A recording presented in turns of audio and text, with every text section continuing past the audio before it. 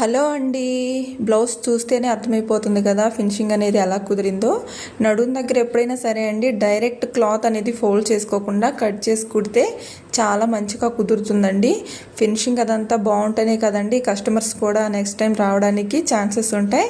And hands cut work వచ్చింది, అది కూడా చూపించాను కదా మీకు లైనింగ్ ఎలా వేసుకోవాలనేది. అండ్ నేనైతే రౌండ్ నెక్ పెట్టుకున్నానండి. చూడండి, షేప్ పట్టి దగ్గర ఎక్కడ కూడా ముడత అనేది లేదు. Same as it is lining అయితే ఎలా ఉందో పైన క్లాత్ కూడా సేమ్ అలాగే ఉందన్నమాట. రౌండ్ నెక్ అయితే నేను మళ్ళీ క్లాత్ కుట్టేసానండి పైన, అంటే హెమ్మింగ్ చేయలేదు. అండ్ చూసారా, సైడ్ వచ్చేసి నేను క్లాత్ లోపలికి మడిచి కుట్టానని చెప్పాను కదా.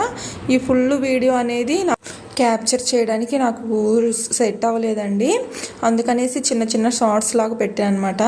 ఈ షోల్డర్ ఎప్పుడైనా చూసుకోండి, దాన్ని కనుక వెడల్పుగా కనుక పెట్టేస్తే బ్లౌజ్ లుక్ అనేదే ఉండదండి. వేసుకున్నా కూడా అంత లుక్ అనిపించదు అనమాట. ఎప్పుడైనా సరే అండి, షోల్డర్ అనేది చాలా చిన్నదిగా పెట్టుకోవాలి, అప్పుడే వేసుకున్నా కూడా లుక్ అనేది వస్తుంది. ఫైనల్గా అయితే బ్లౌజ్ రెడీ అయిపోయిందండి. ఇది వచ్చేసి నా బ్లౌజే అనమాట. అదిగో అలా ఫోల్డ్ చేసుకున్నామంటే ఎలా పడితే అలా వచ్చేస్తుంది. డైరెక్ట్గా కట్ చేసుకొని వేసుకున్నామంటే బ్లౌజ్ అనేది పర్ఫెక్ట్గా వస్తుందండి. మీకు నా వీడియోస్ నచ్చుతున్నాయి అనుకుంటున్నాను. లైక్ చేయండి. Thank you.